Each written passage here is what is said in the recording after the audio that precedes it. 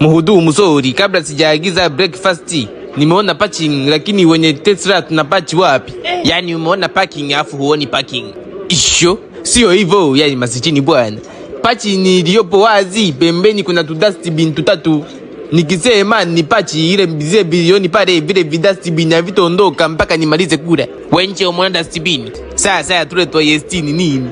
Tena kuna kile kimoja kimeegamia ukuta nilikopachi sasa hivi nakiona kwa mbele. Sijui ni viti hizi mtu anaendesha dawa ya mafua. Ujue Tesla zinawahi kushika ugonjwa.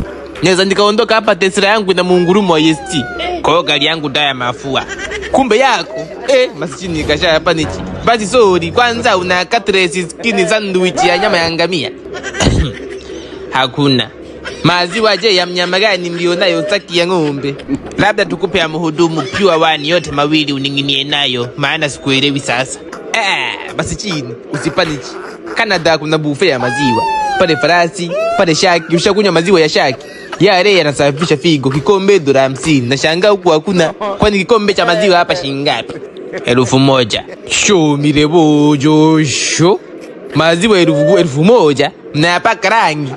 Ndugu mteja, vilivyopo ni chai ya maziwa buku, chai ya rangi 300, chapati 500, supu, viazi, ndizi na chips. Ambacho jasikia ni hapa hakipo. Kama unavitaka ambapo hujavisikia, geuza suti na kubana kuliko uchumi wangu, nenda Canada. Ebu nipe supu ya nyama kidogo, naona itakuwa gharama.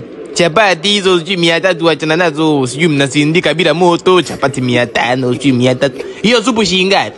1,000. Sijaulizia mchuzi bila nyama, nataka nyama na supu yake. Nani amekwambia unapewa mchuzi?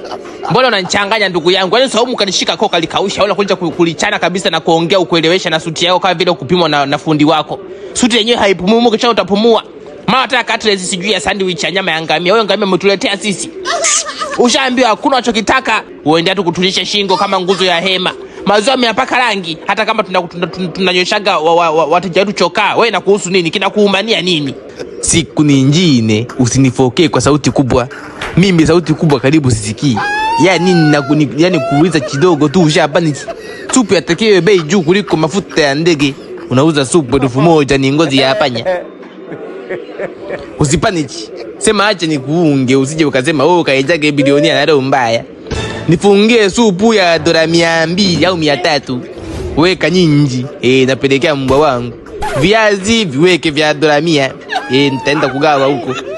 Si vingi, vimepikwa kabisa. Nitaenda kuwapa nguruwe. Maziwa niwekee yote. Yani yote yaliyoko hapa tena kuwapa mbwa wangu wanywe. Watakunywa na asuti na hiyo supu ya ngozi ya panya. Sho. Masichi. Letewa na mhudumu. Kasha hapa nichi. Ya isho, pula niondoke. Nashindwa kwanza kupumua, hizi yenyewe hakuna, yani jiko lipo karibu na baraji, unakula joto kabla ya chakula. Wewe ndo mwenye hiyo raumu? Ndio brother, kuna shida? Hapana, nimeipenda, nataka ninunue.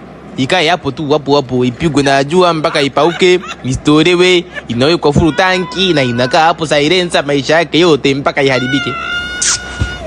Brother, wewe una akili. Yani unapani china gari yako haina hata chivuli.